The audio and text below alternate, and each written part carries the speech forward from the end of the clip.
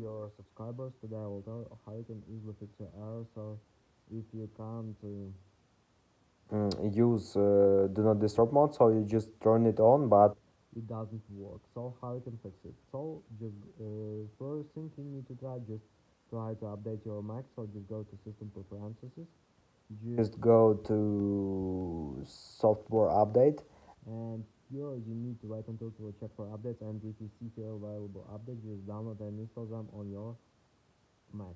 So just tap on update now, and if it doesn't help you, just try to go to Launchpad, just write in search tab activity, and here you will see activity monitor. Just open it.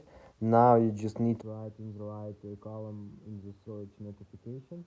So here you will see notification center. So now just need to choose it and just tap here on stop button. So just restart your notification center task. So this is the way how you can also try to fix it.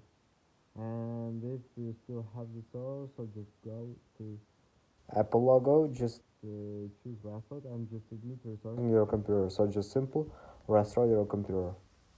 So I hope that one of these methods will work for you. So thanks for watching. Have a nice day. Subscribe to my channel. Click like and goodbye.